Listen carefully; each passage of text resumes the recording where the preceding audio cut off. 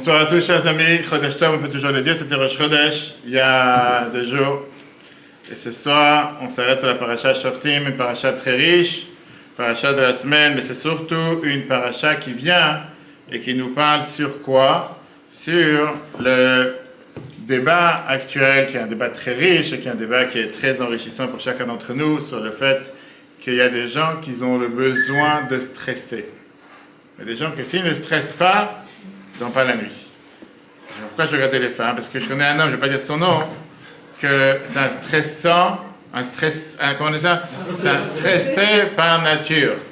Stressé par nature, je ne sais pas comment une femme peut vivre avec lui, mais en tout cas, c'est quelqu'un qui stresse par excellence. Stresse par excellence, et c'est quelqu'un que, quoi qu'il arrive, il faut qu'il stresse. Et la question, elle est, voilà, on attendait, tu viens de rentrer, c'est bien, on vient de parler des gens stressés, donc c'est pas pour toi. Mais peu importe, on a dit comme quoi, Khazak, tiens, tu as une place à côté de Jean-Claude, avec grand plaisir. Et ce qu'on a dit, c'est quoi? C'est qu'il y a 2 types de personnes sur Terre. Tu as les gens qui ont le besoin de stresser sur le futur.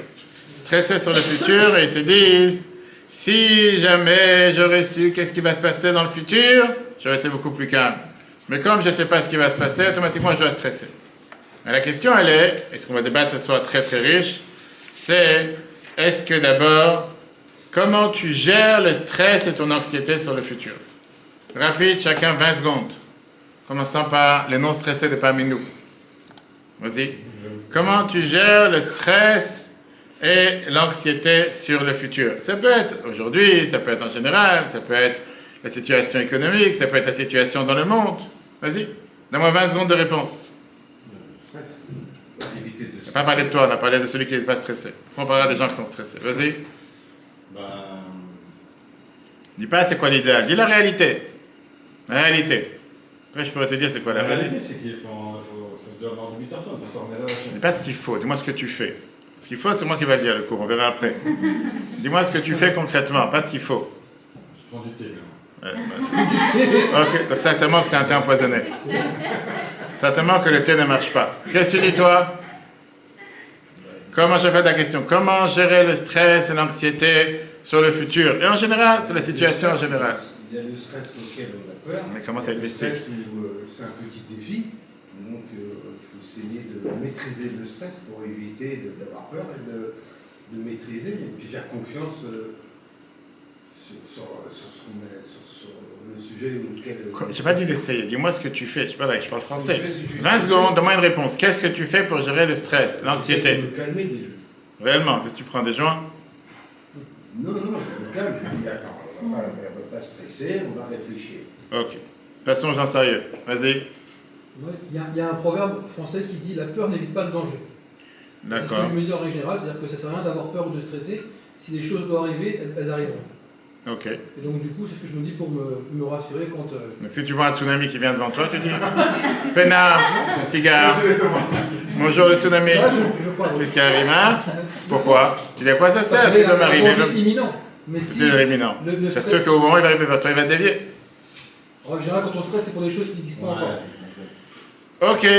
Passons à madame non stressée. Il faut accepter qu'il y a des choses où on n'a pas de contrôle et que des fois, tout ce qu'on se monte dans la tête, il ne se passe rien de ce qu'on se dit en fait, que ça se passe très bien en fait. Est-ce que c'est ce que tu fais ou c'est l'idéal? Moi, j'essaye de le faire. Est-ce que j'y arrive tout le temps? Comment ça se fait que tu ne réussis pas à transformer un homme que tu vis avec? Je suis encore plus stressée que lui. tu viens de dire que c'est ce que tu fais. Tu te contredis. Ça est défi. Ok. D'accord. Très bien. Ok. Qu'est-ce que tu dis, madame, non stressée? Stresse jamais. Toujours sereine, toujours calme. La vérité, j'ai jamais vu énervé. Mais on va réussir un jour. C'est pas... Hein? Rester calme, enfin non, je m'ai senti énervé au téléphone à la fois. D'accord. Très bien. Alors? Bah rien. Donc la vérité, on a qu'à faire des gens normaux ici. Passion de stress sur le futur, sur l'avenir, l'économie, les antisémites. On va stresser sur le futur, enfin c'est tellement aléatoire, on ne maîtrise pas les choses, donc on peut pas... ça dépend pas de nous en fait. Donc, Ça c'est bien que les gens, vous devez faire des podcasts sur la radio, je sais pas, sur RMC, sur Radio-G. Ok, qu'est-ce que tu dis toi? J'ai oublié, c'est l'anniversaire, j'ai dit pas oublié, j'ai dit tout à l'heure c'est l'anniversaire de Laurie demain soir. On va lui souhaiter un grand Mazal Tov, longue vie, bonne santé.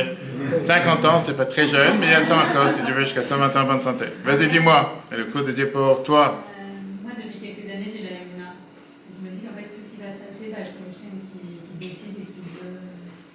Et donc, Situation où c'est tu n'écoutes pas les nouvelles, tu dis, il n'y a pas besoin de stresser, il n'y a pas besoin de stresser, il n'y a aucun. Je travaille au quotidien avec, mais.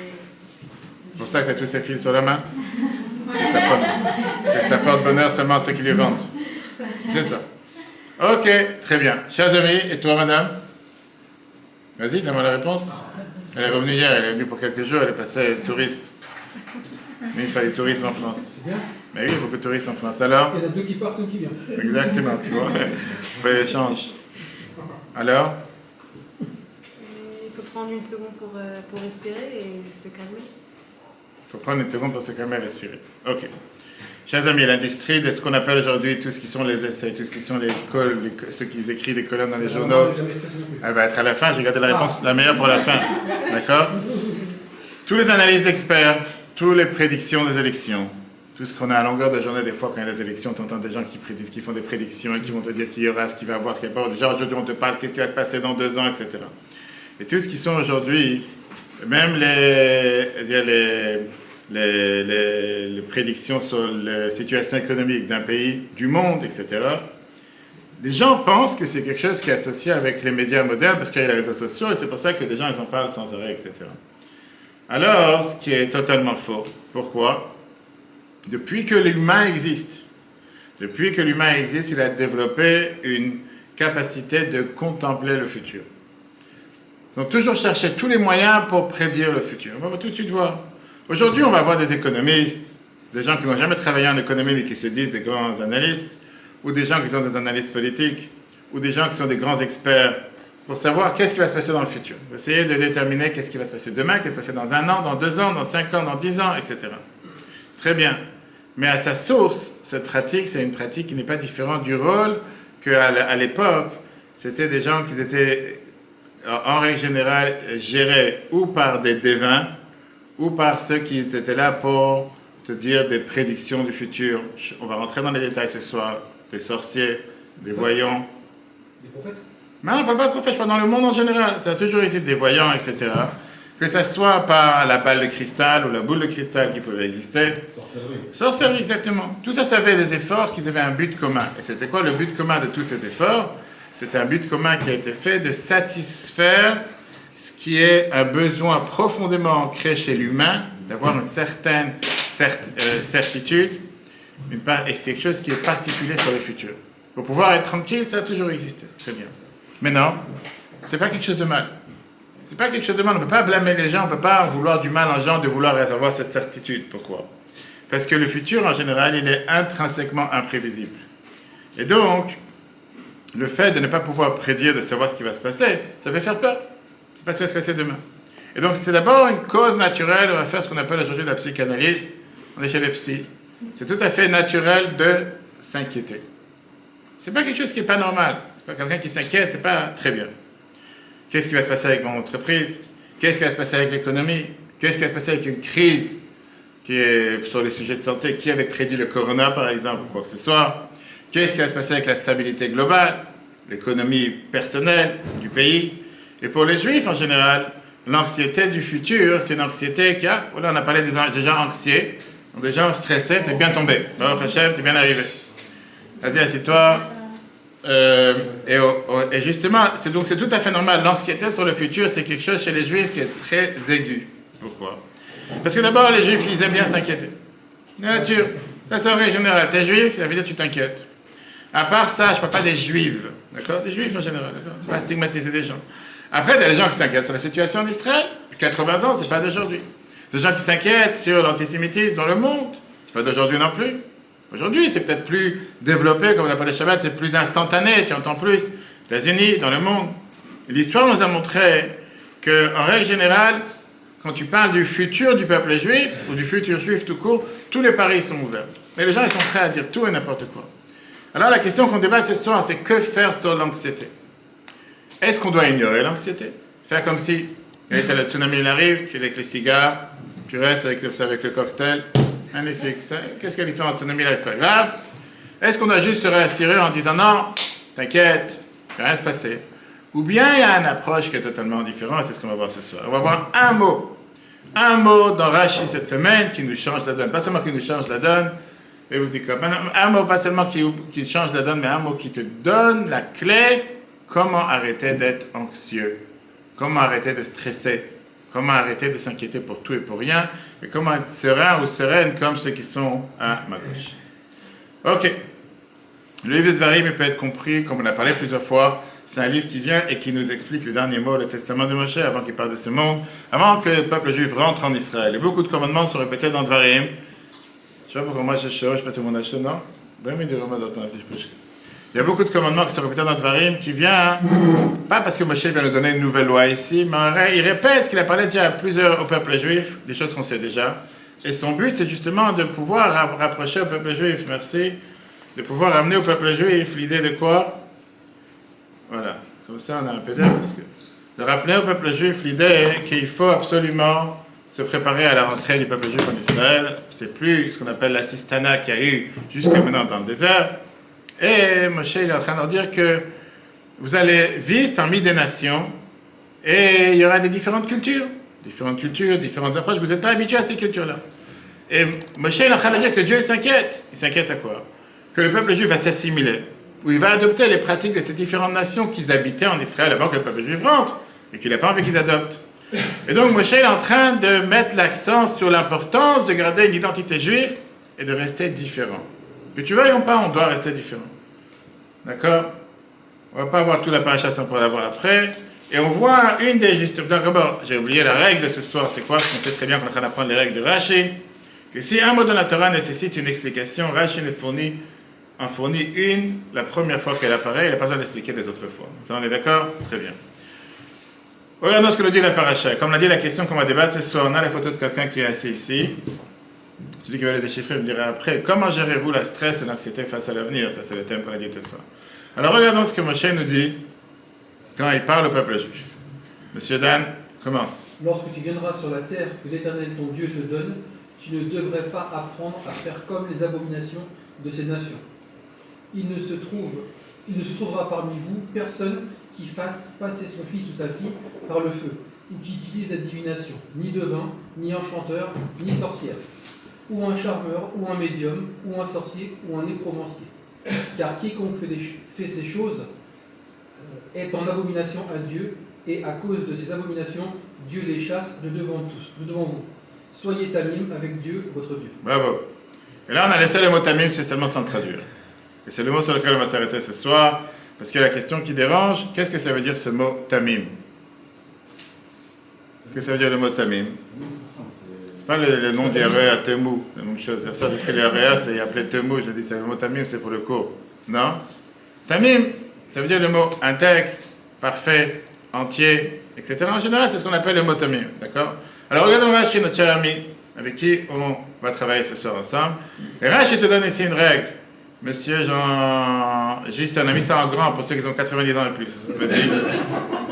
Marchez avec lui avec sincérité et dépendez de lui. Et ne plongez pas dans l'avenir, au contraire, acceptez tout ce qui vous arrive avec sincérité et alors vous serez alors avec lui et deviendrez sa femme. Qu'est-ce que Rashi traduit le mot tamim? Rashi te dit ici sincérité.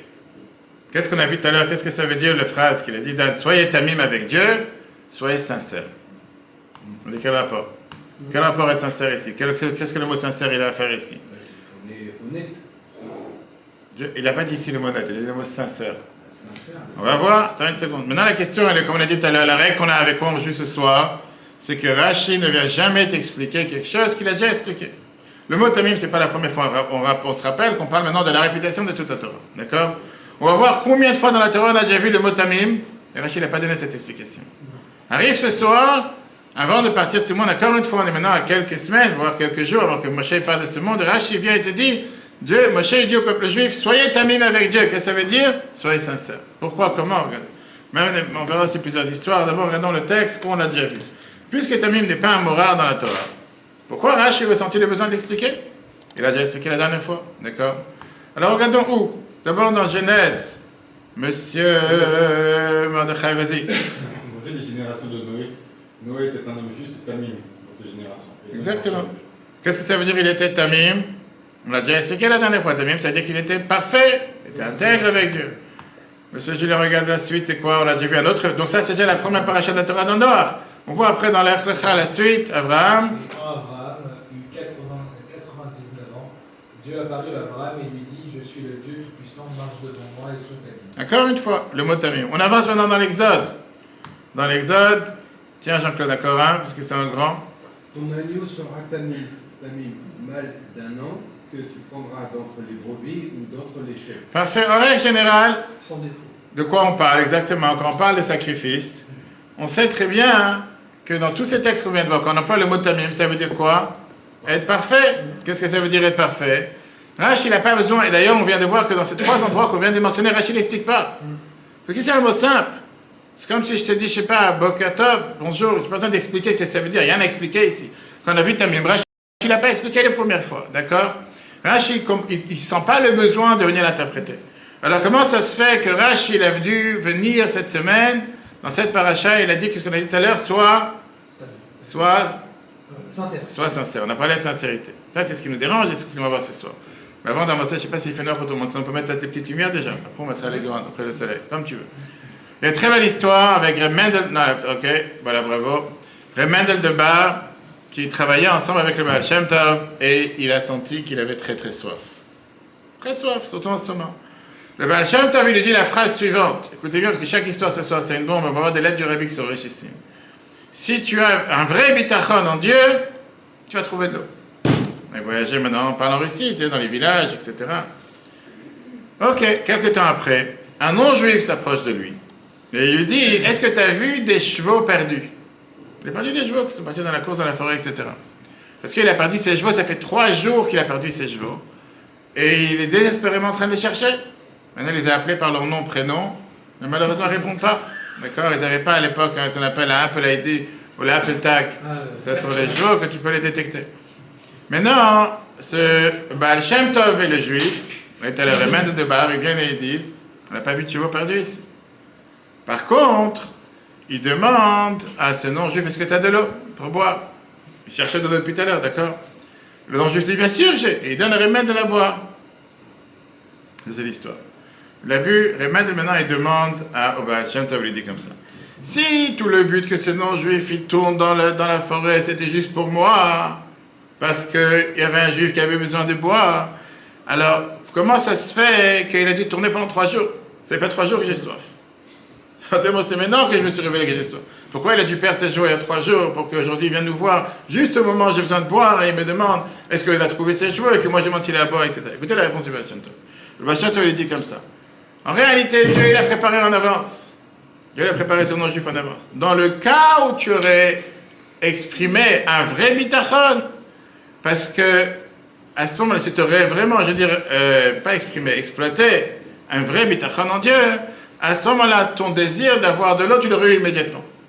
Mais comme tu n'avais pas un vrai bitachon en Dieu, Dieu a fait en sorte qu'il a perdu ses chevaux il y a 3 jours, et qu'il tourne, et que toi tu es amené à me demander, c'était quoi la question? Il a demandé comment on va faire, on a à boire, j'ai très soif, j'ai pas d'eau. Et que finalement, après 3 jours, la personne y vient et te demande. Mais si tu aurais un vrai bitachon dessus, tu aurais eu ça, on va besoin de demander quoi que ça. Parenthèse, on verra la suite, ça c'est juste un début pour... Alors, ce qu'on a dit tout à l'heure, Rashi vient et il se sent avec une obligation d'expliquer ici c'est quoi le mot tamim. Maintenant, comme on a dit tout à l'heure, comment on explique dans ces 3 sources qu'on vient de mentionner, dans le contexte des versets qu'on a mentionnés, qu'est-ce que ça veut dire le mot tamim? Et là, on va voir un grand débat qu'il y a entre Ramban et Rambam, Nachmanide et Maïmonide. On sait très bien avec qui on a affaire. Nachmanide et Maïmonide, c'est quoi? C'est 2 grands sages. Nachmanide, il est décédé en 1270. Rambam, il est décédé en 1204. D'accord? Nachmanide, c'était un sage d'Espagne qui était en Espagne. Et Rambam, il a voyagé. Maroc, Espagne. Il a voyagé en Israël, il a voyagé en Égypte, etc., etc. Maintenant, dans ces sources, d'après ce qu'on a compris jusqu'à maintenant, c'était... Tamim veut dire être parfait, ou bien entier. Qu'est-ce que ça se passe? Qu'est-ce qui se passe ici? Beaucoup de commentateurs te traduisent le mot tamim qui veut dire être parfait au complet. Regardons, comme l'a dit, les 2 grands qu'on a de nos jours, même si ça fait environ 1000 ans. Regardons ce que dit Rambam. Julien l'a déjà lu? Non, j'ai sauté. Alors vas-y, mesdames. Soyez parfait avec Dieu dans toutes ces questions. Ne craignez pas ceux qui prétendent prédire l'avenir. Au lieu de cela, cherchez les conseils de son prophète et écoutez-le, afin que votre crainte de Dieu ne vous manque pas. Car tamim signifie être complet en la matière, comme la brebis tamim, qui n'a ni défaut ni Ni défaut, deux mots. En hébreu, c'est deux mots. Moum et chisaron. Nous dire un mot qui a un défaut. Deux mots d'après, Ramban, Nachmanide. Qu'est-ce que ça veut dire être entier? Qu'est-ce que ça veut dire le mot tamim? On a dit tout à l'heure, ça veut dire quoi? Ici, ça veut dire complet. C'est très bien que d'après la halakha, tu peux pas amener un sacrifice qui avait un défaut. Très bien. Mais qu'est-ce que ça veut dire par rapport à l'humain? On n'a pas parlé maintenant de l'humain. Donc ça, c'est Ramban, le mot tamim. Vient Rambam, qui est Maïmonide, dans les lois d'idolâtrie. Il te ramène le verset de cette semaine, qu'on a vu tout à l'heure. Et qu'est-ce qu'il dit? Lorsque la Torah a mis en garde contre toutes ces questions vides, elle a conseillé « Soyez parfaits avec Dieu ». Soyez parfaits avec Dieu. Donc là, il faut Rambam, il te traduit comment être parfait. On a ici trois traductions sur plus ou moins le même verset. On a Rashi qui nous a dit, tout le monde dort, sincère. On a Ramban qui nous a dit complet. Et on a Rambam, Maïmonide qui nous dit parfait. Très bien. Mais encore une fois, nous on est les étudiants de Rashi. Notre maître c'est Rashi. Et on sait très bien que Rashi, un des problèmes qu'il a, en règle générale, c'est qu'il faut être fidèle au verset. On ne peut pas commencer à expliquer le sens ésotérique du verset, on ne peut pas expliquer le sens caché. On est là pour expliquer le sens simple. Le sens simple, pourquoi Rashi, il sent le besoin de nous dire ici qu'on parle de sincérité et on ne parle pas de complet ou parfait. Est-ce que Rashi, la question qu'on a ce soir, Rashi interprète le tamim de la même manière qu'il a habituellement compris qui est, comme on a dit tout à l'heure, complet ou parfait? On va demander ici à l'intello, par exemple, dis-moi toi la différence qu'il y a entre être sincère ou être parfait, s'il y a une différence. Parfait, je pense, c'est un état, et sincère, c'est les émotions. Tu assimiles sincère forcément au cœur. Sincère, ça ne peut pas dépendre de l'esprit, non pas du tout. Bah non, parce que c'est le cerveau qui réfléchit, le cerveau réfléchit et le cœur, c'est les émotions. Donc si quelqu'un est sincère, pour toi, c'est seulement les émotions. Ok, est-ce que tout le monde est d'accord?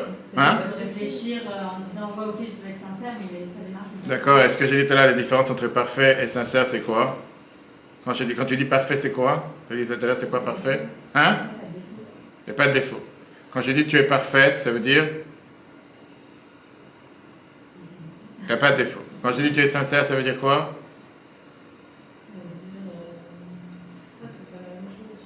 C'est ce que j'ai demandé. Quelle différence entre parfait et sincère? Parfait, ça remplit des critères. Parfait, il y a des critères et ça coche tous les critères. D'accord. Ça, être parfait. Alors que sincère, c'est vraiment quelque chose de émotionnel, spirituel du cœur. Toi aussi, tu es dans les sincères émotionnels. Ok, qu'est-ce que tu dis, toi? Le sincère, c'est plus facile d'être sincère. La perfection, c'est compliqué à l'être. Ok, donc tu parles de facilité. Très bien. Julien, qu'est-ce que tu dis? La même chose. Et ça veut dire la même chose. Ok.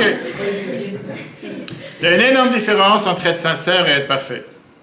Pas seulement il y a une différence, ça peut être l'opposé. C'est parfait, on peut être parfait pour quelqu'un et pour les autres. Je dis, on va voir plus que ça. On va voir que sincère et parfait, c'est deux opposés totalement. C'est quoi la perfection? Pourquoi je peux demander? Parce que je n'ai pas voulu parler des gens parfaits. D'accord? Perfection, ça veut dire d'être totalement capable et complet, sans aucune limite et sans aucune défaillance. Ça veut dire parfait. Si une personne, elle manque une de ses capacités, que ce soit intellectuelle, émotionnelle, physique, automatiquement, on ne peut pas la décrire comme une personne parfaite. Est-ce que ça veut dire qu'elle est mauvaise? Pas parfaite. Quand je dis de parfait, pas parfaite, très bien. Sincérité, quand tu parles de sincérité, c'est totalement différent. Pour être sincère, tu n'as pas besoin d'être parfait. Il y a des failles forcément pour être sincère. C'est ça. Pourquoi forcément? Pas forcément. C'est qu'il n'y a pas de... Enfin, moi, de mon point de vue, il n'y a pas vraiment de remise en question. Tout est parfait, tout est ok. Alors, quelqu'un qui est sincère, il y a quand même une réflexion, il y a quand même... Enfin, sincère, ça fait appel forcément à reconnaissance, à un manque, à un certain manque ou une certaine limitation. Une personne, par exemple, ne peut pas forcément utiliser toute sa capacité intellectuelle, peut avoir certaines faiblesses, peut avoir certains défauts, et néanmoins, il peut être totalement sincère dans sa croyance, dans ses actions et dans ses intentions. Il peut être sincère sans être parfait. Maintenant, le contraire, ça peut être aussi. On peut être sincère sans être parfait. Est-ce qu'on peut être parfait sans être sincère? Quel rapport? Deux choses différentes. Tu peux être parfait, il n'y a aucun rapport avec sincérité. Et donc, si je résume en une phrase, c'est important de se rappeler pour plus tard, Sincérité, c'est en rapport avec l'authenticité, pas en rapport avec la perfection. Jusque-là, on est d'accord? Quelqu'un n'est pas d'accord? D'accord ou pas? Très bien. Alors maintenant, c'est le bac plus 5 ce soir. D'accord? Sincérité, c'est en rapport avec l'authenticité. Je préfère être qui je suis, être authentique avec qui je suis, être sincère avec qui je suis. Je ne cherche pas à être parfait. Je ne suis pas parfait. Mais ce que je suis authentique dans ce que je suis sincère dans qui je suis. Donc sincère, c'est pas forcément, ça rime pas forcément avec perfection. Maintenant, on va rentrer dans la sorcellerie, parce qu'on a des sorcières parmi nous. Pour comprendre l'interprétation de Rashi, on va essayer de regarder comment deux commentateurs nous parlent de la sorcellerie. Et les deux mêmes commentateurs qu'on a parlé jusqu'à maintenant, on va voir qu'est-ce qui définit le terme tamim en tant que parfait. Maintenant, malgré qu'on vient d'expliquer que Ramban et Ramban, Nachmanides et Maïmonide, les deux nous expliquent le mot tamim plus ou moins la même chose, on a dit complet et parfait, d'accord? Et on va voir tout de suite quelle est l'interprétation sur ces versets, leur perspective générale dans la Torah, sur l'interdiction, sur tout ce qui est la divination, ou bien la sorcellerie, qui ne peut pas être plus différent que ce qu'on vient de voir jusqu'à maintenant. Quand on regarde sur leurs commentaires sur la sorcellerie, on va voir que les commentaires sont totalement différents. Et avant ça, d'entrer dans les commentaires et les détails, question réelle, en 5 secondes. Est-ce que la sorcellerie est-elle réelle? A-t-il une quelconque validité? Tu as déjà rencontré des sorcières? Moi, j'en rencontre tous les jours. À l'époque des pharaons. À l'époque des pharaons, aujourd'hui, tu as dans la boîte aux lettres, je reçois des papiers, monsieur voyant, etc. J'ai jamais reçu. Tous des gens d'Afrique. C'est quoi alors? C'est des escroqueries. Des escroqueries. Et si très bien. Tu n'as jamais rencontré des gens, des sorciers? C'est pas sorcier. Comment ça s'appelle la truc?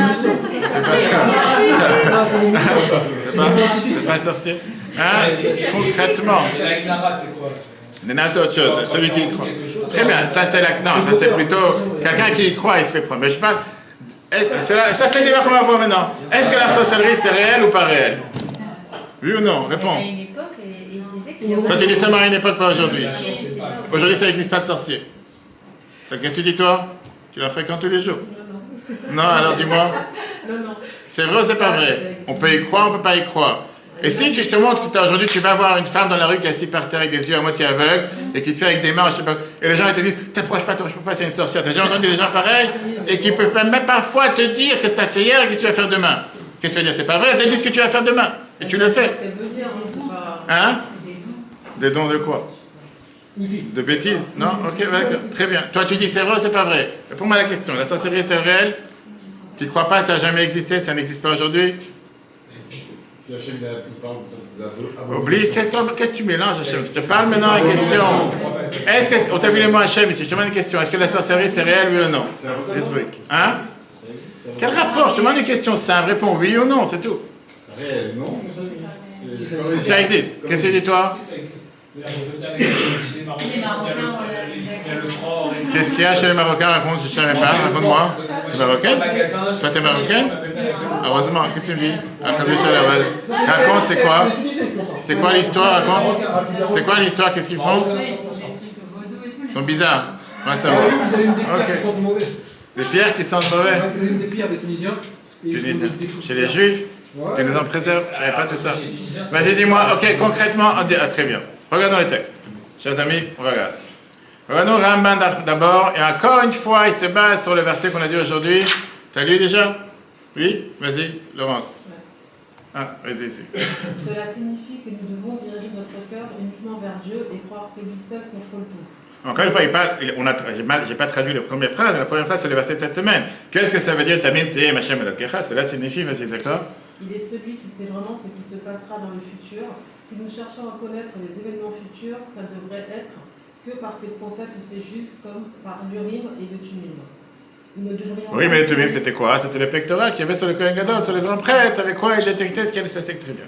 Et donc, qu'est-ce qu'il te dit? Qu'est-ce que ça veut dire être, on a dit tout à l'heure, être parfait ou être entier? T'expliques, nous? Nous ne devrions pas nous tourner vers les astrologues ou qui que ce soit d'autre pour obtenir des conseils ni faire confiance à leurs prédictions. Au lieu de cela, si nous entendons une prophétie de la part de devins, nous devrions nous rappeler tout est entre les mains du ciel. Dieu est l'être suprême par-dessus tout, celui qui a le pouvoir sur tout. Il peut changer le cours des étoiles et des constellations à sa volonté. Il déjoue les plans des imposteurs et contre ceux qui prétendent prévoir l'avenir. Très bien. Qu'est-ce qu'on vient de voir ici? Je n'ai pas fini, le dernier paragraphe. Les événements futurs se déroulent en fonction de la proximité d'une personne avec Dieu et de sa dévotion à son service. C'est pourquoi, après avoir mis en garde contre la recherche de levain ou la consultation des morts au nom des vivants, la Torah nous dit: soyez parfaits, Tamim, avec Dieu dans toutes ses affaires. N'ayez pas peur de ceux qui prétendent prédire l'avenir. Au lieu de cela, cherchez seulement à être guidé par son prophète et écoutez-le. Bravo. Ça, c'est Rambam. Pardon, l'approche de Rambam. Rambam qui est nachmanite.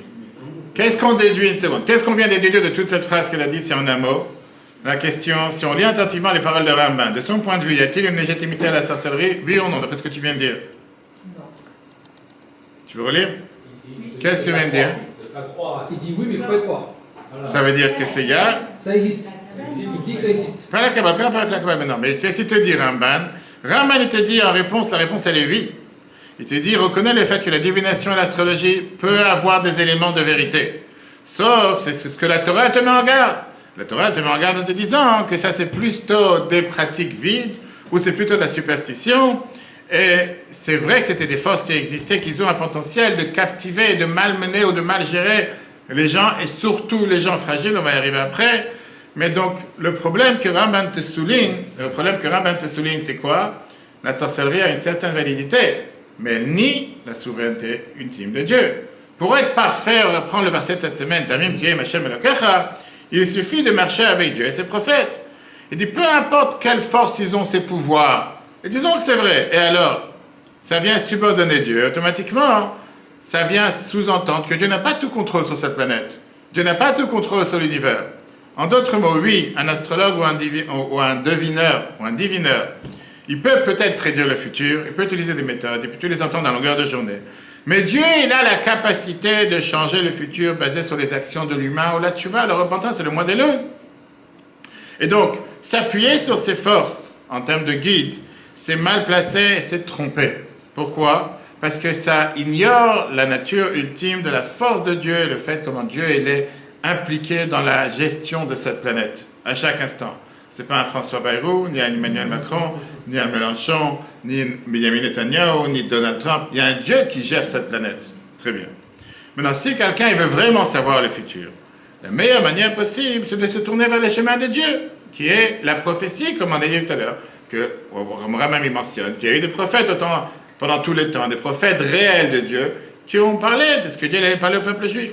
À la place d'aller voir des moyens interdits, tu devrais avoir cette clarté par ça, d'aller te tourner vers les moyens que Dieu il nous a donnés. Alors la Torah, elle termine avec cet avertissement contre ces méthodes de ceux qui viennent te prédire le futur, en te disant ce qu'on a vu dans la paracha, Tamim Tiem Hashem Elokecha, sois parfait avec Dieu. Qu'est-ce que ça veut dire, sois parfait, entier? Bien sûr que la sorcellerie va te dire le futur, mais c'est être imparfait avec Dieu, parce que Dieu peut changer le futur. Et donc pour être parfait, tu dois seulement aller dans le chemin de Dieu. Mais non. Pour avoir un constat franc parlant, Rambam, ça c'était Rambam. Rambam, il est tout à fait l'opposé. C'est ce qu'on va tout de suite voir. Maïmonide, il vient et il dit, je ne suis pas d'accord. En général, il s'oppose dans beaucoup de sujets. Et Rambam, il vient dans un contraste totalement opposé et il rejette la notion que la sorcellerie ou l'astrologie a un pouvoir.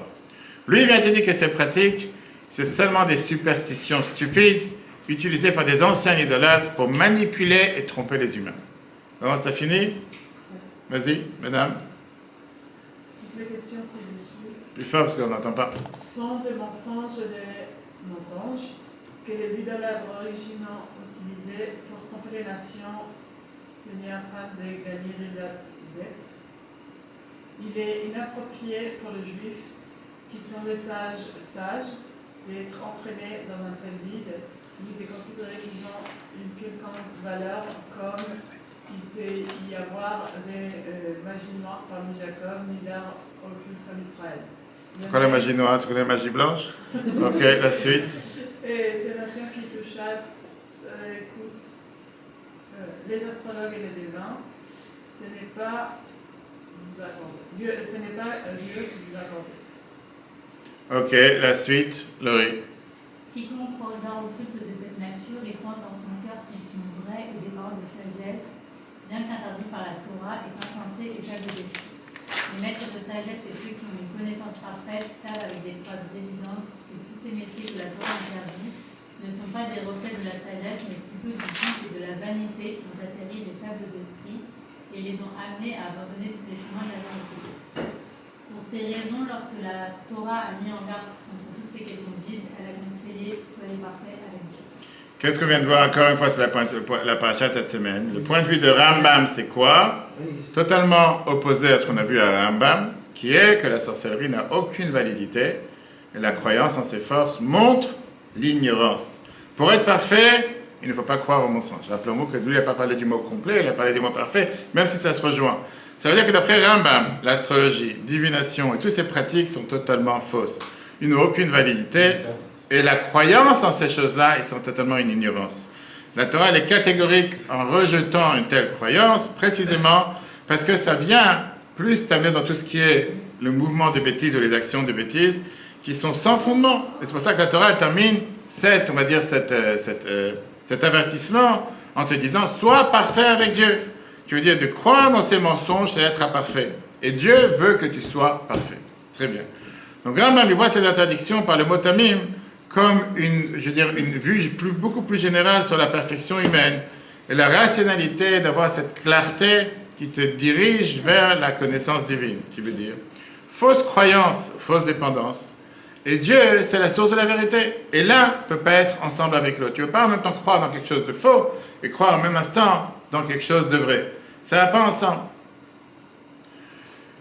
C'est pour ça que la Torah vient te dire que tu as le devoir de les jeter pour chercher une vraie intellectuelle et une vraie alignation avec la voix de Dieu. Si on reprend maintenant les deux, que ce soit Rambam et Ramban, les deux qui déterminent et qui viennent te dire, Maïmonide ou Nachmanide, qui te disent que Tamim, que ce soit parfait au complet, les deux, ils regardent ça comme une antidote à la perfection, mais ils définissent l'imperfection de manière différente. D'après Ramban Nachmanide, c'est quoi la perfection? Ça s'appelle être entier avec Dieu. On a vu tout à l'heure, parfait avec Dieu, c'est une puissance imparfaite. Et d'après Rambam, qu'est-ce que ça veut dire d'agir avec ces gens-là, de croire ces personnes, de croire ces sorciers, etc. C'est ce qu'on appelle tout à l'heure une croyance imparfaite. Mais on n'a pas répondu à la question qu'on a vue au départ, parce qu'on sait très bien que notre cher Rashi ne parle pas ni de parfait, ni de complet. De quoi il parle Rashi?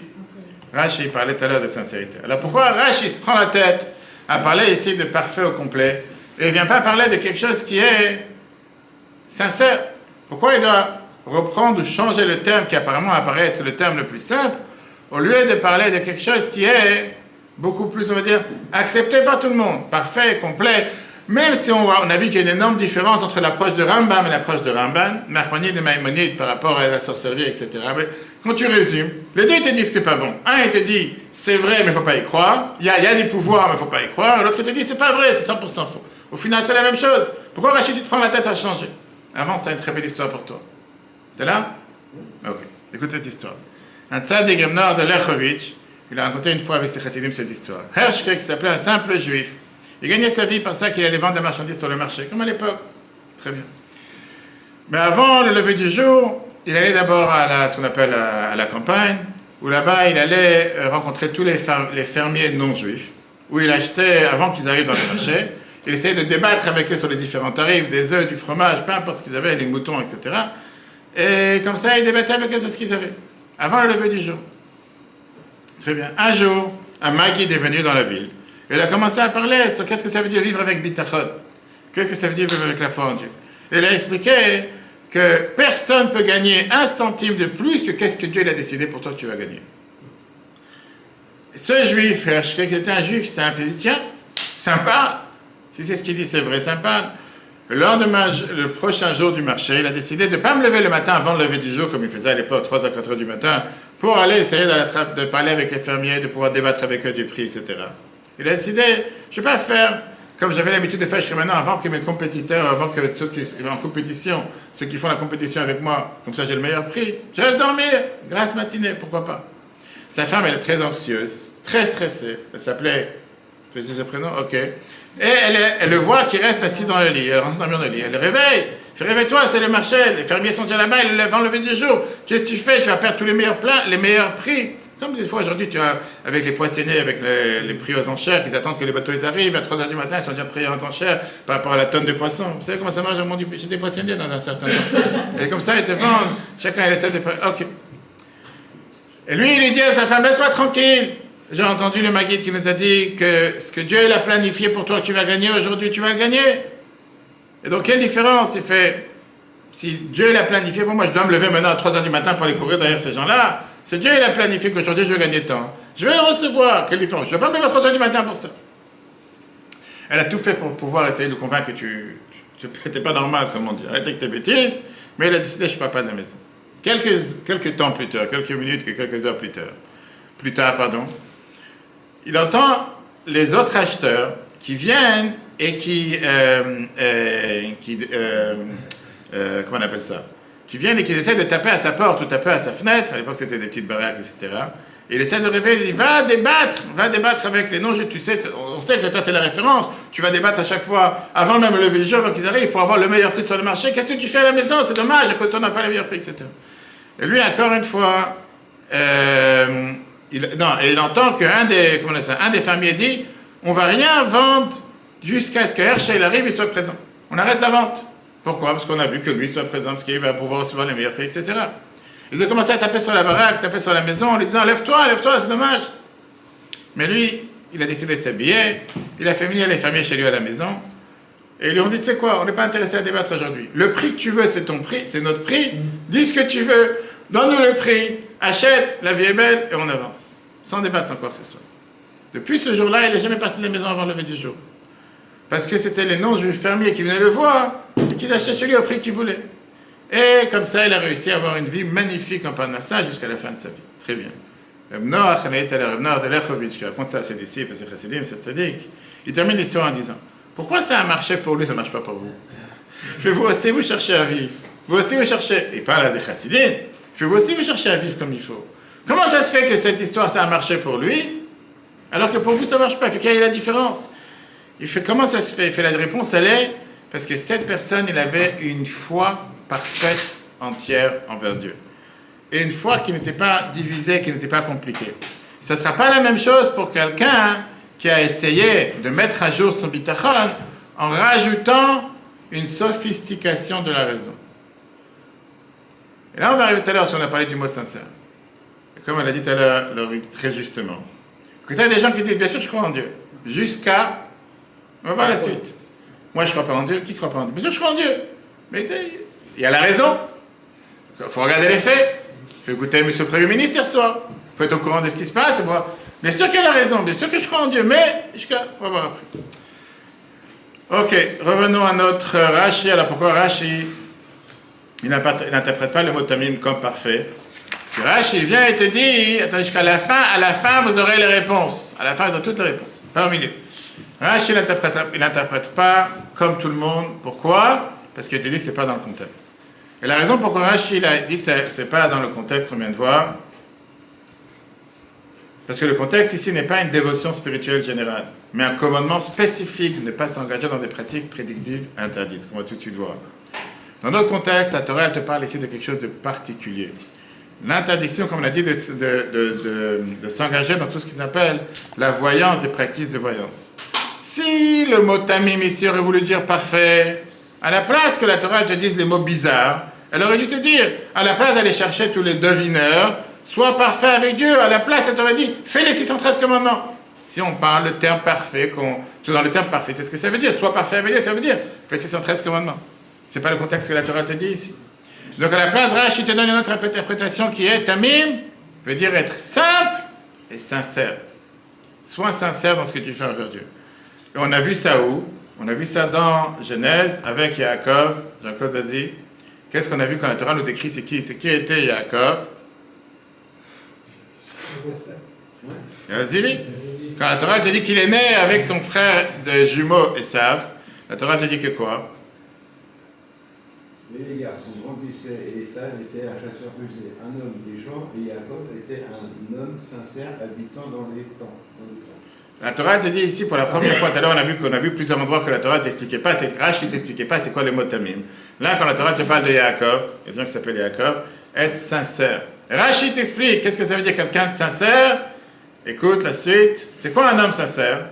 Un homme sincère, il n'était pas expert en toutes ces choses, car il disait ce qu'il ressentait, celui qui n'est pas osé pour tromper les gens et appelé comme sincère saint. Comme on dit tous les matins dans la tefila, Miklalen, attachement à l'ave, que du je comprends le nom qui veut dire, qui est quelqu'un qui n'est pas sincère? C'est quoi quelqu'un qui n'est pas sincère? C'est C'est celui qui trompe les gens. Mais non, qui trompe les gens, qui trompe les autres, mais il se trompe à soi-même. Ça va arriver. C'est pas forcément tromper les autres, c'est aussi se tromper soi-même, c'est ce qu'on va tout de suite voir. On va y arriver. Une seconde. Justement, ça dépend quand ça c'est l'inverse. Si tu crois en Dieu, on va y arriver, on va te voir à la fin. D'accord? En d'autres mots, le mot tamim, il peut avoir, écoute-moi une chose, le mot tamim peut avoir ici deux sens contradictoires et deux sens distincts. Ça peut parfois venir perfection et entier, complet, ou simplicité et sincérité. On fera le tour de table. Qui se considère sincère et simple, qui se considère entier et parfait. Rachid a choisi ici le mot sincère et parfait. Pourquoi? Sincère et, qui veut dire simplicité. Parce que dans ce contexte, ça a à faire avec le sens simple du verset. Et les versets qu'on a vus par rapport à tout ce qui sont les interdits de divination et de sorcellerie, etc. Dans ce contexte, Tamim ne peut pas parler de mot parfait dans le sens moral de la perfection spirituelle, parce qu'en réalité, quelqu'un qui ne va pas chercher la sorcellerie ou quoi que ce soit, c'est pas ça qui le rend parfait. Si tu m'aurais traduit ici le mot parfait parce que je ne vais pas avoir des sorciers, en quoi ça me rend parfait? Pas pour ça que je suis devenu parfait parce que je ne vais pas avoir des sorciers. Donc Rachid il interprète ici le mot tamim en termes que sincère. Pourquoi? Il vient te dire que c'est un appel à la sincérité. Et ça, c'est ce qui est le contexte du verset ici. Nous ne devions pas être obsédés par l'avenir en premier lieu. Au lieu de cela, nous devrons être sincères. Tu vas me dire, tu parles français? Quel rapport? Ne pas te fier à ce que les gens disent dans l'avenir, mais sois sincère. Quel rapport ici avec le mot sincère? Parce que l'antidote à la sorcellerie et à la divination, d'après Rachid, c'est la sincérité. Pourquoi? Qui a compris? Pourquoi c'est le contraire? Et ça, c'est une approche qui est totalement différente de ce qu'on vient de voir de Rambam et Rambam. Et pour expliquer ça, comme on a dit tout à l'heure, Rambam et Rambam, ils débattent par rapport à ce qu'on a dit tout à l'heure. Est-ce que la divination a une validité ou pas? Rambam Nachmanin nous a dit qu'il y a une validité. Alors, par contre, il ne faut pas y croire. Alors que Rambam a dit que c'est totalement des foutaises. Tout à l'heure, chercheur préparant le cours, c'est quoi le mot foutaise? Tu connais la phrase du foutaise? Plein de bêtises, etc. Mais Rachid, l'approche de Rachid, elle est beaucoup plus profonde. L'approche de Rachid change de débat totalement. Pourquoi? Rachid n'est pas intéressé à savoir si cette pratique, c'est une pratique qui marche ou qui ne marche pas. Il ne t'adresse pas non plus le fait si Dieu peut surmonter ces pratiques, il peut faire en sorte de changer, comme on a vu avec Nachmanide, que même s'il y a un sorcier t'a dit qu'il va aller avoir telle ou telle chose, il peut totalement les changer. D'après la vue de Rachid, ce n'est pas le point ici, ce n'est pas le sujet ici. Parce que la Torah nous apprend ici quelque chose qui est beaucoup plus fondamental. Qu'est-ce que ça veut dire d'après Rachid? Qu'est-ce que ça veut dire être tamim avec Dieu? Ça signifie vivre avec une confiance simple et sincère en Dieu, sans chercher à prédire l'avenir. On ne doit pas se fixer à chercher, à vouloir chercher le futur en premier lieu. À la place, on doit être sincère. Et je sais les questions que tout le monde se pose dans la tête. Quoi, il faut être naïf, il faut être bête. On va y arriver à ça, on n'est pas encore arrivé à la fin, d'accord? Donc à la place d'aller voir des gens qui sont des gens qui vont te prédire l'avenir, qui vont... Rachid te dit ça n'a aucune importance, ça n'a aucun sens. Dieu ne veut pas que tu sois occupé ou préoccupé en essayant de prédire qu'est-ce qui va se passer demain, dans un mois, dans un an ou plus tard. Le fait même de vouloir chercher le futur, si c'est par l'horoscope ou par des prévisions financières, ou en lisant l'Économiste, ou en lisant les Échos, ou en lisant les journaux à travers de... Ça reflète l'anxiété de ne pas savoir ce qui est le futur, sur laquelle la Torah précisément écrit cette semaine, Tamim, Tiyem, Hashem, Elokecha, qui veut dire, d'après Rachid, aucune de ces méthodes est juste, et aucune de ces méthodes pourra apaiser tes insécurités sur le futur. Parce qu'une fois que tu as ces insécurités, et une fois que tu as lu tous les économistes et les écoles, et tous les podcasts, et tous ceux qui sont là pour te prédire l'avenir, qu'est-ce que tu en fais avec? Et qu'est-ce que tu penses? Que tu vas être... Ah, maintenant je sais comment je vais m'inquiéter encore plus. Et qu'est-ce que tu as gagné avec ça? À la place, on doit s'efforcer d'avoir une vraie, sincère, profonde croyance en Dieu qui nous permet de vivre en paix avec le moment du présent. Et pas s'intéresser à ce qui va se passer demain. Très bien. Ça, c'est l'essence de Tamim. On n'a pas fini. Tu vas voir à la fin, tu seras voir que c'est très facile. De vivre une vie sincère et simple qui n'est pas brisée par quoi que ce soit et qui ne peut pas bouger notre croyance en Dieu. Et là vient la réponse à ce qu'il vient de dire notre cher ami. La simplicité n'est pas simple. Cette simplicité à quoi Rachid fait allusion, c'est pas simple. Pourquoi? Parce qu'il y a une fameuse histoire avec quelqu'un qui est venu voir le rabbi de Lubavitch. Et après un moment d'une réunion privée, une audience privée avec le rabbi, qu'ils ont parlé des sujets qui sont très très complexes. La personne, il est sorti du rabbi d'une manière énormément impressionné.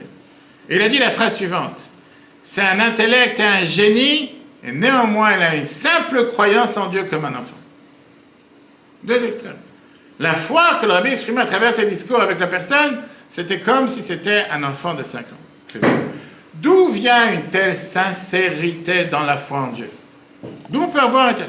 Comment quelqu'un peut développer un tel sens de sécurité dans un monde imprédictible? Dans un monde imprévisible, dans un monde dans lequel on ne peut pas savoir ce qui va se passer demain, va voir dans 6 mois, va voir dans... Quelqu'un peut me signer aujourd'hui qui sait qu'est-ce qui va se passer. C'est pour ça que je dis, des fois, tu entends les gens du gouvernement qui te disent en 2035, en 2050, en 2080. Tu ne sais même pas ce qui va se passer demain.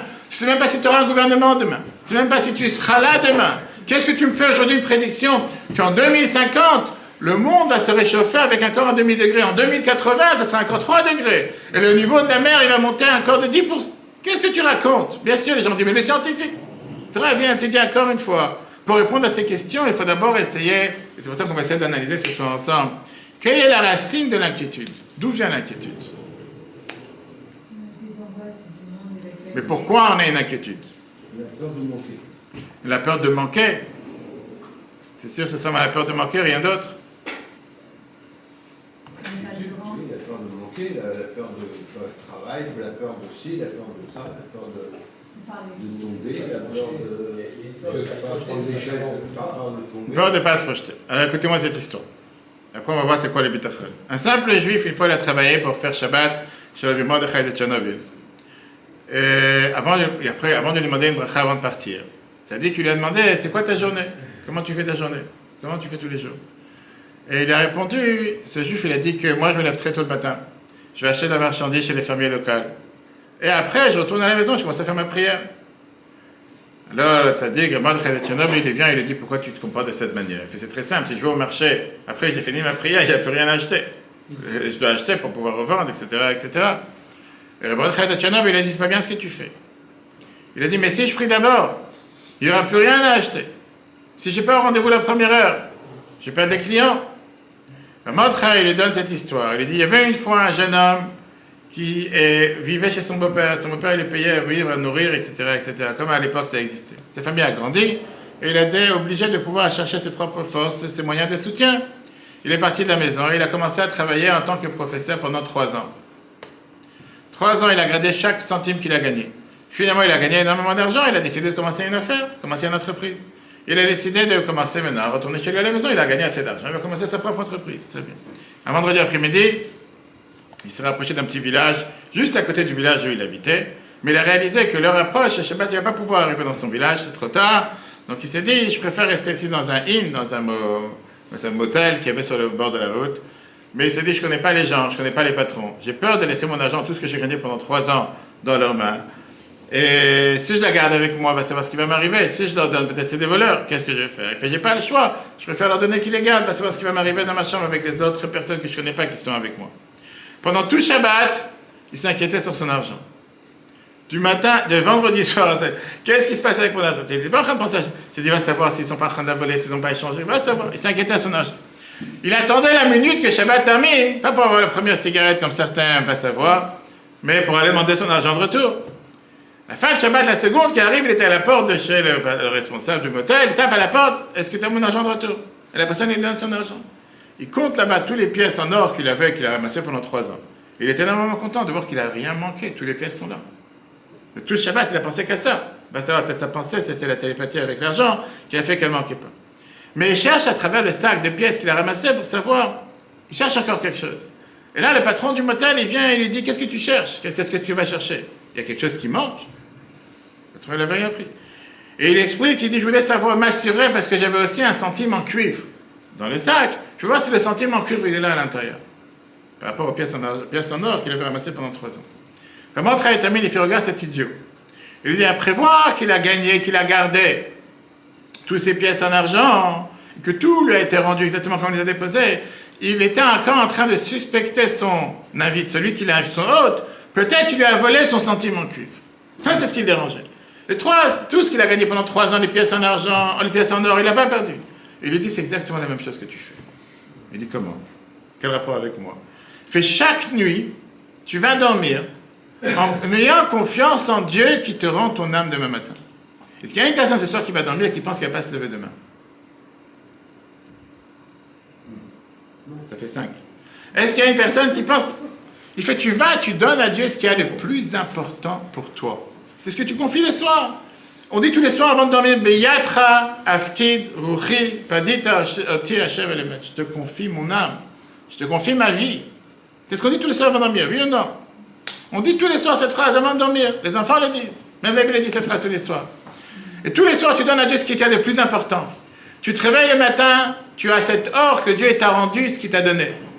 Comment est-ce possible qu'après que tu as une telle confiance que Dieu te donne le plus beau, la chose la plus importante que tu as confiance qu'il va te le rendre, mais tu n'as pas confiance qu'il va te garder, que tu pourras aller acheter quelque chose seulement après la prière, il faut que tu l'achètes d'abord avant la prière. Alors c'est quoi bitachon? La crainte, les soucis, ça vient en général de quoi? Les soucis viennent de la sécurité, du fait de se sentir que mon destin, il est incertain, mon destin, il est instable. Très bien.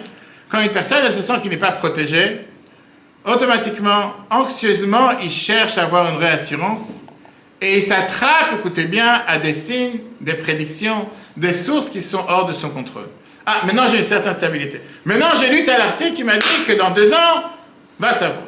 Pas seulement la France est finie, le monde est fini, il y a 10 épidémies qui arrivent sur Terre, l'économie s'effondre, le tsunami partout. Ok, très bien. C'est quoi le contrepoint de cette insécurité? Un mot, bitachon. Qu'est-ce que ça veut dire bitachon? C'est pas émouna. C'est pas j'ai crois en Dieu, c'est confiance en Dieu. Mais ça veut dire aussi sécurité. C'est pas pour rien qu'en hébreu c'est le même mot. Le Shabbat, le Shin Bet, c'est Sherute Bitachon Klali. Les services de sécurité israéliens. Bitachon veut dire aussi sécurité. Pourquoi c'est pas émouna le mot sécurité? Pourquoi sécurité et rime, ou c'est ensemble, c'est la même traduction que bitachon? Parce que c'est cette bitachon, c'est cette confiance en Dieu qui te crée la sécurité. Et quand tu as un manque de bitachon, tu es une insécurité par excellence. Et donc, regardons comment Rabbi Bechai Ibn Bekuda qui a fait le Sha'ar HaBitachon. Avec quoi on a donné plusieurs cours dessus qu'on peut voir sur Ritora.fr. Et vient et t'explique de manière magnifique en te disant, c'est quoi le bitachon? Où on en tient, je ne sais pas, on en tient qui c'est qui a lu. Dan, vas-y, quelqu'un d'autre? Vas-y. La confiance et la tranquillité d'esprit qui vient de la confiance en Dieu. C'est la confiance intérieure qu'il fera ce qui est vraiment bon et juste dans la chose qui lui est confiée, selon la sagesse et les capacités. Mais le fondement de la confiance, c'est-à-dire l'élément sans lequel elle ne peut exister, est la certitude du cœur que Dieu tiendra sa parole et accomplira ce qu'il t'a promis. Au-delà de cela, c'est la croyance qui fera aussi du bien, même dans les domaines qu'il n'a pas promis, par pure bonté et générosité. Magnifique. Ça, c'est ce que Rabbi Bechai Ibn Bekuda dans Sha'ar HaBitachon te dit. Qu'est-ce que ça veut dire, bitachon? Avoir une confiance en Dieu qui est active, qui est impliquée dans nos vies personnelles, qui fait toujours ce qui est le mieux pour nous, même lorsqu'on ne le comprend pas. Si chacun d'entre nous, il va dormir ce soir, par toi, pas les gens qui vont dormir. Les gens qui vont dormir et qui disent, je suis garanti, j'ai aucun doute que je me réveille demain. Il y a quelque chose d'autre sur lequel tu peux encore douter. Regardez cette merveilleuse lettre que la Bible écrit dans Egot Kodesh, volume 5, page 242. Une lettre, quand on la lit en yiddish, je peux la lire 100 fois, c'est pas suffisant. Et je vais lire cette lettre, une lettre magnifique. Dans ces lignes, vas-y, à vote, fort. Dans ces lignes, je voudrais souligner une fois de plus que chaque juif, femme ou homme, doit être fort dans sa confiance en Dieu. De même que chaque juif croit avec une foi parfaite que le Saint béni soit-il est le maître de l'univers, de même il est le maître de la vie de chaque juif individuel. Et puisqu'elle est... Une seconde, on s'arrête là. Dieu il gère la planète, oui ou non? Dis-moi non. Il gère cette planète.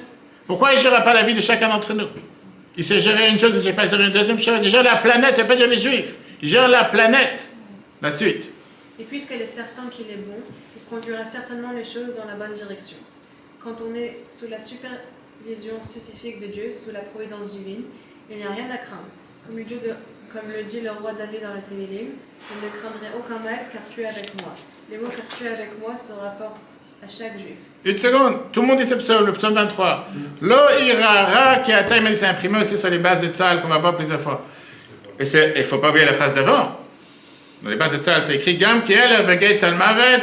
Même quand je vais aller dans les couloirs de la mort, Lo irara, il ne m'arrivera rien de mal parce que Kiata, il m'a dit tu es avec moi. La suite.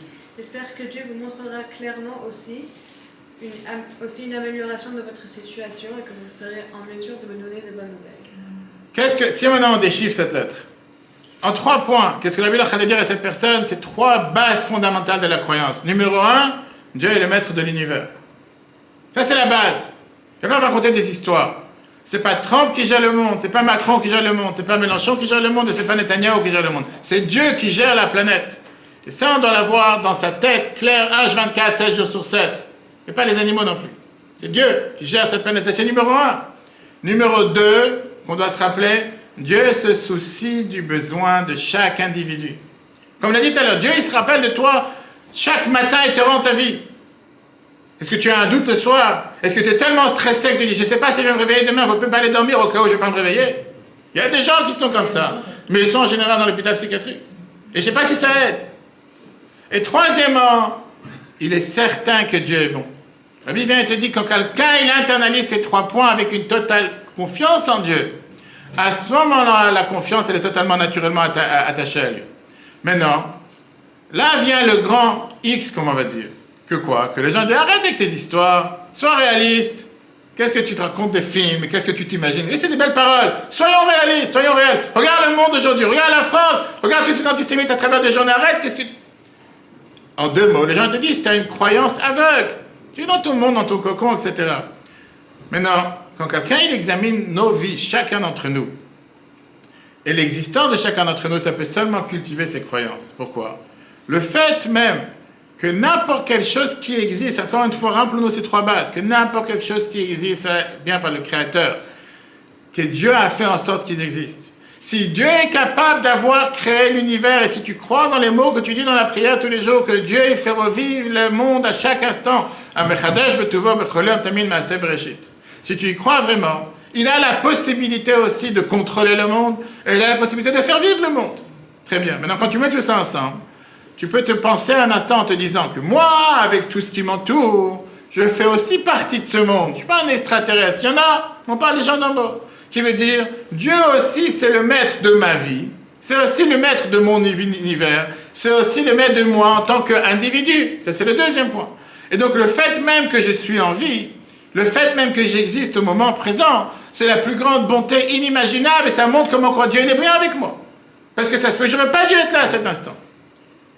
Dans la 2e lettre qu'on va voir, volume 4, Igot Kodesh, page 255, la Bible explique qu'est-ce que ça veut dire alors concrètement avoir bitachon dans la vraie vie. Pas dans les textes, dans la vie réelle. Vas-y. Il faut savoir, une fois pour toutes, que la foi n'est pas quelque chose qui doit rester seulement dans ses pensées. Elle doit imprégner toute la vie d'une personne. C'est pour rien que c'est toi qui lis. Vas-y. Vous êtes sans aucun doute un croyant. Ainsi, le tout premier point de croyance est que Dieu dirige le monde.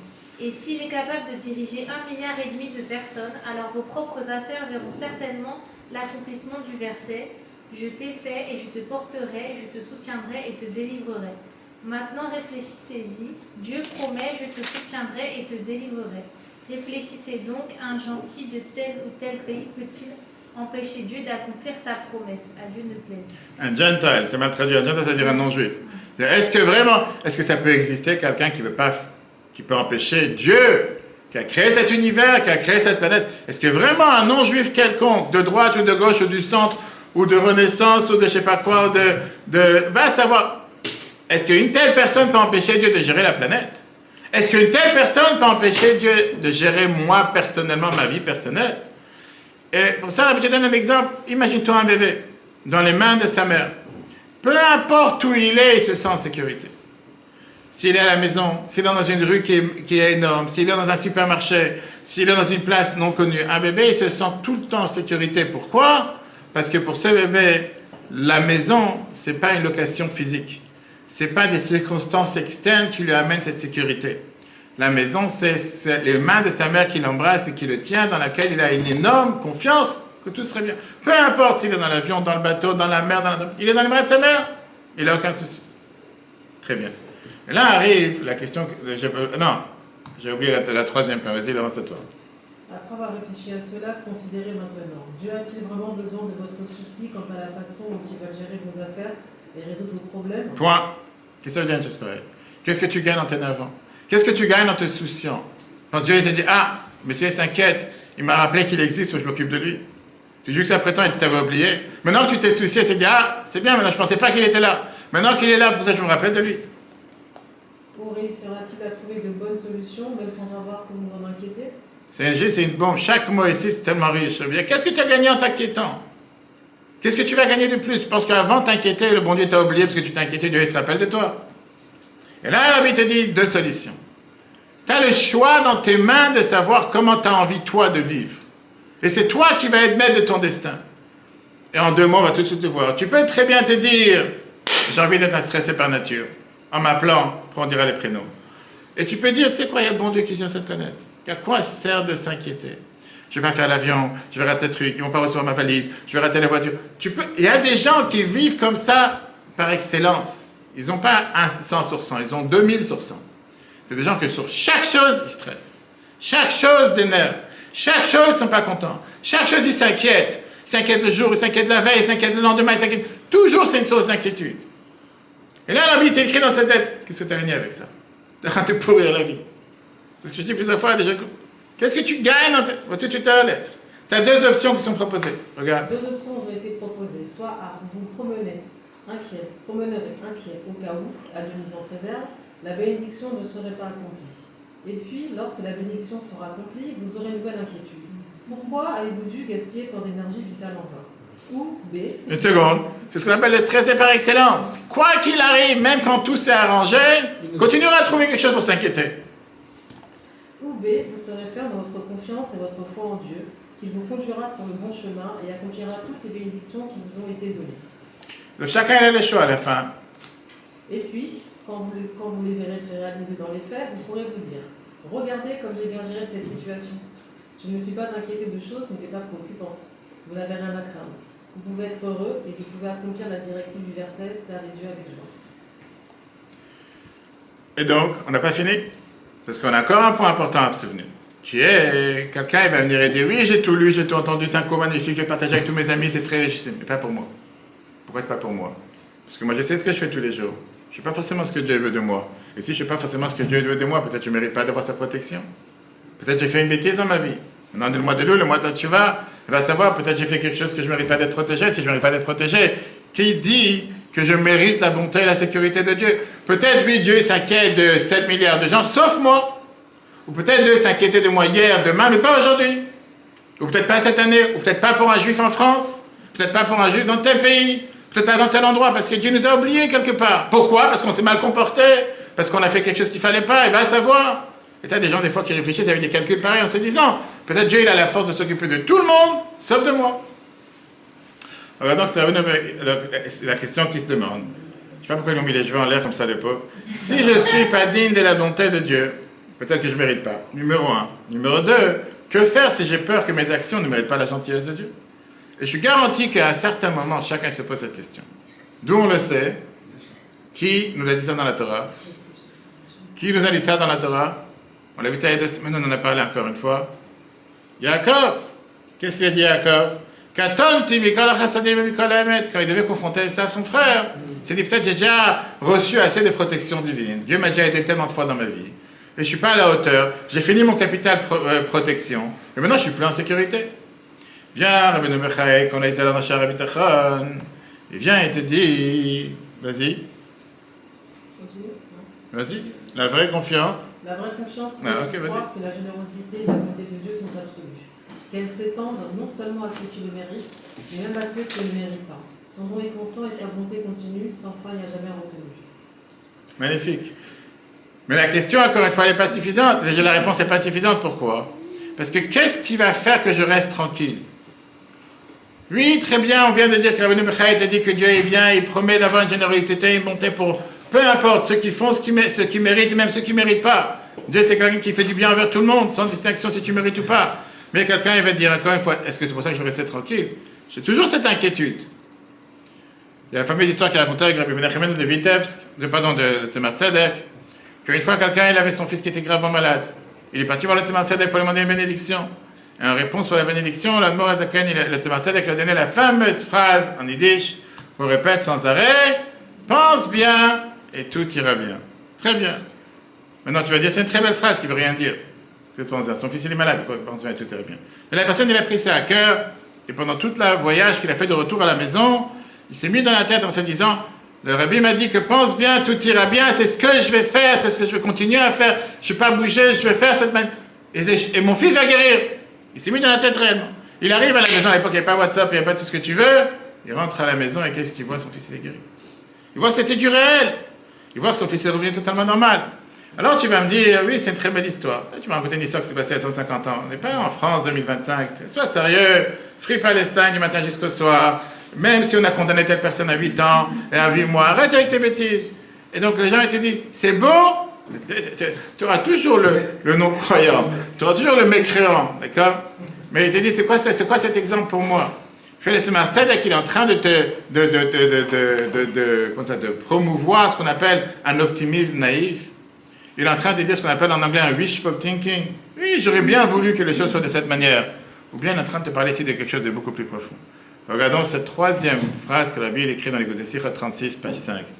La Bible t'explique avec une phrase qui redéfinit totalement notre notion de qu'est-ce que ça veut dire avoir un bitachon. La Bible dit comme ça, Laurie, à ton tour. Voici ce que bitachon ne signifie pas. La bonté de Dieu est incommensurable et illimitée. Elle va donc s'étendre même à ceux qui ne la méritent pas. En tant que tel, je peux recevoir la bonté de Dieu sans aucun effort de ma part. Si cela était vrai, tout le concept de récompense et de punition serait annulé. Si vraiment on veut dire avoir confiance en Dieu, je fais faire ce que j'ai envie, je fais n'importe quelle bêtise, de toute façon le bon Dieu serait.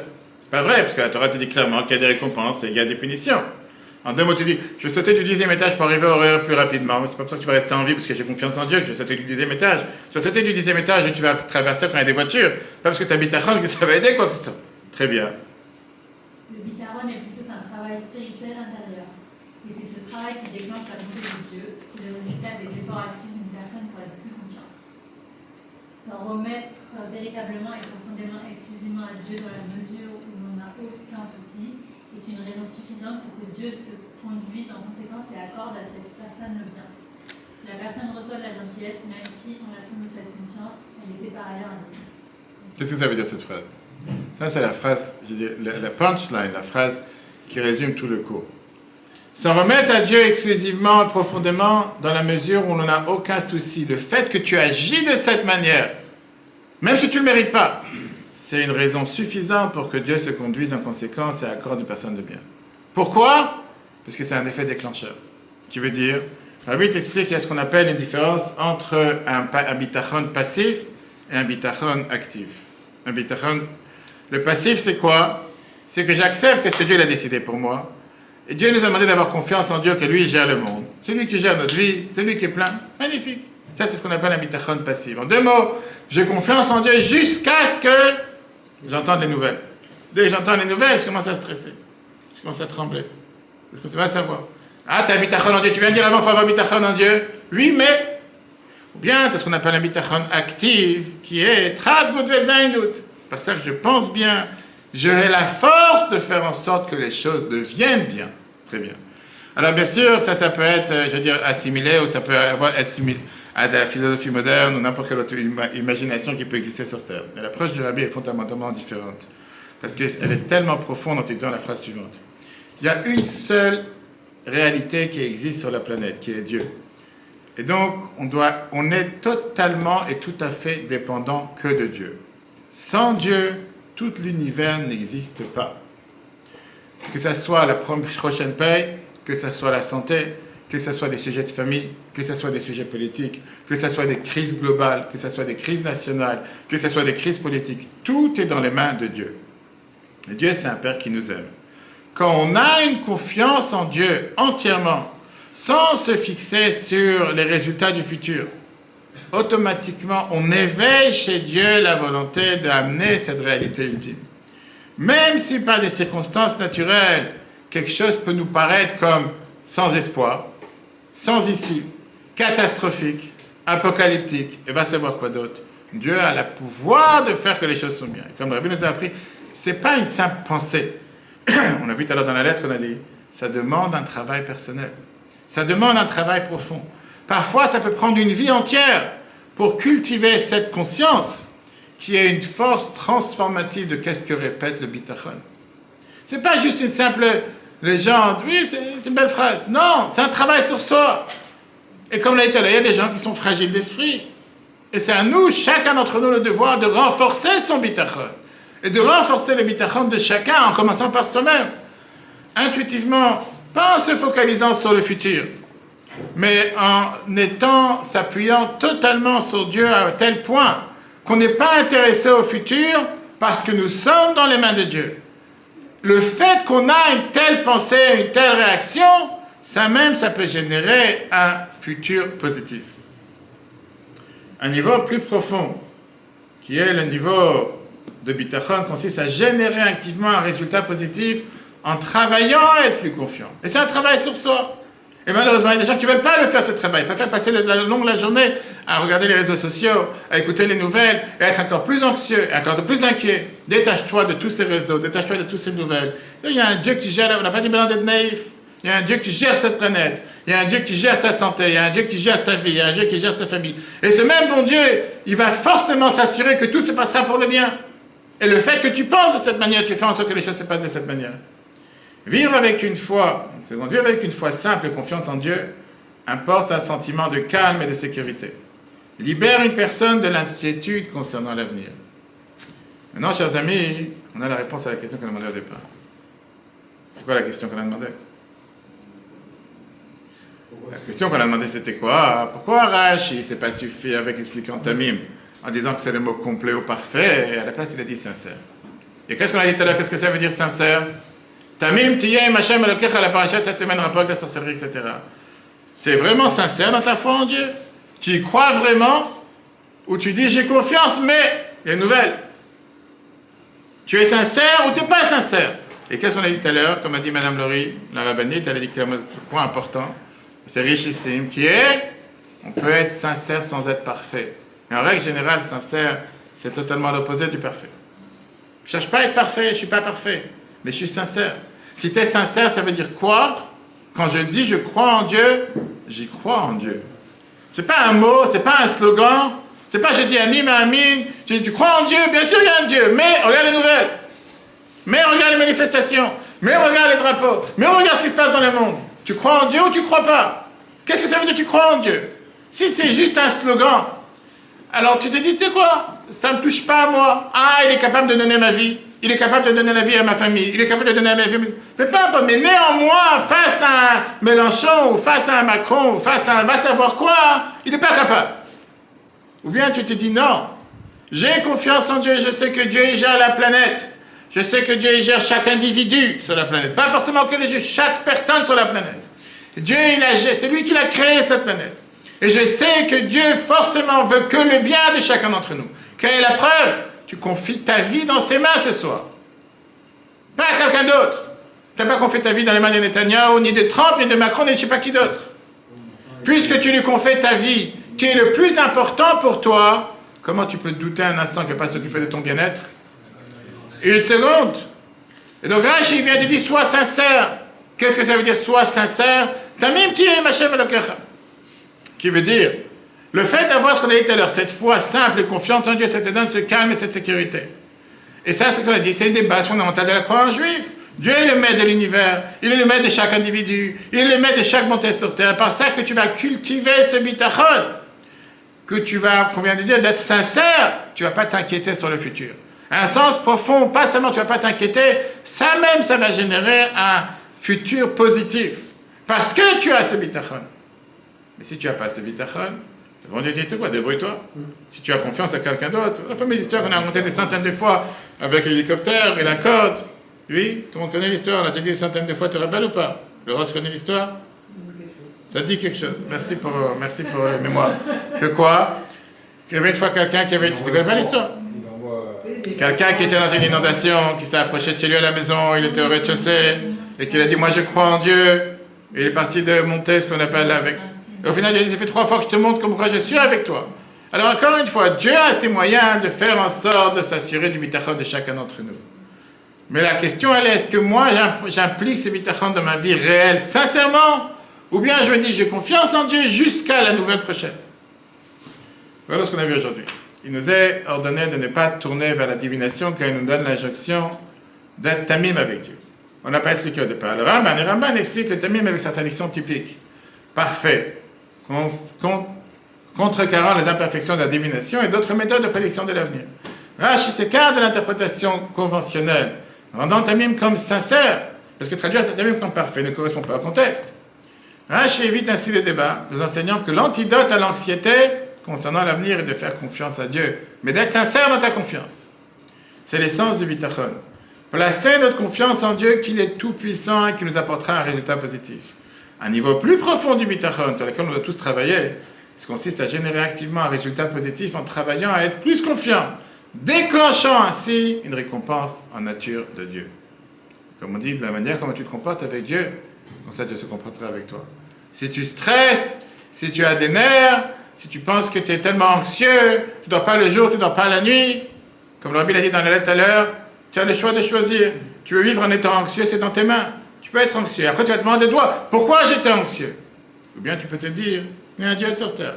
Maintenant, ça veut quoi dire? Ça veut dire qu'on est à l'heure de rien faire, pas travailler, pas aller au travail. Bon, Dieu va m'envoyer. Non, Dieu veut que tu fasses ce qui dépend de toi. Mais c'est pas en écoutant les nouvelles du matin jusqu'au soir, et pas en lisant les réseaux sociaux à longueur de journée, et pas en répétant les bêtises que les gens te mettent dans la tête, qui t'affolent avec du matin jusqu'à des bêtises dans les quatre coins du monde, que ça va changer quoi que ce soit dans ta vie de tous les jours. Il y a un Dieu qui a géré cette planète, qui l'a créé aujourd'hui, on dit ça tous les matins dans la prière. Ou bien tu fermes le siddur. Tout ce que tu dis dans la prière, mets à la poubelle, ça n'a aucune importance, ça n'a aucune vérité, tu dis des mots qui ne veulent rien dire. Et à ce moment-là, fie-toi ce qui est écrit dans les réseaux sociaux. Chers amis, le Rico sera en replay sur Torah.fr. C'est un cours magnifique, surtout sur la paracha de cette semaine et le mois de Elul. Que Dieu fasse qu'on soit tous inscrits et scellés dans le livre de la vie et le livre du bonheur, le livre des bonnes nouvelles, avec la venue de Mashiach. En replay sur Torah.fr, il faut écouter ce cours 100 fois, partager avec tous vos amis, parce que vraiment, ça peut tranquilliser les inquiets de parmi nous. Les anxieux, j'ai pas des, comment on appelle ça, des médicaments pour eux. Je continue. Les anxiolytiques, ils voient des médecins qui leur prescrivent des médicaments, qui les hospitalisent. Je ne sais pas quoi dire avec des gens pareils. J'en rencontre malheureusement des gens qui veulent être anxieux. Il n'y a pas, tu ne pourras pas. Tu peux expliquer ce que tu veux, il n'y a pas. Non, il y a la nouvelle, il y a la prochaine nouvelle. Acte antisémite, Gaza, très bien, vas-y. Tu veux, si c'est ça, ça va être ton plein de vie du matin jusqu'au soir. Vis avec. Bechavat, comme on dit, c'est quoi? Fais ta vie, pourquoi pas? Tu as des gens, tu veux vivre comme les voix de la Torah, je te dis dans la paracha de cette semaine. Tu as le choix, le Rabbi l'a écrit dans la lettre à l'heure. Prends le choix entre tes mains. Personne ne peut te forcer. On va voir dans toutes 3 semaines dans la paracha, Dieu te dit, je t'ai mis le bien et le mal, la vie et la mort. Je te donne un conseil d'ami, choisis la vie. Tu veux vivre comme quelqu'un d'anxieux? Bekef, comme on dit. Tu verras que sur la planète, tu n'es pas tout seul. Il y en a beaucoup qui vivent comme toi. Tu peux faire des clans d'anxieux, pourquoi pas? Tu vas faire des parties d'anxieux. Tu vas aller dans des clubs d'anxieux. Et bon, il y a des gens que du matin jusqu'au soir, et une fois que tu as fait le tour, et une fois que tu as répété 100 fois les mêmes nouvelles, et une fois que tu as découvert encore 100, et alors la conclusion? Ok. Bonne soirée à tous, que Dieu vous bénisse.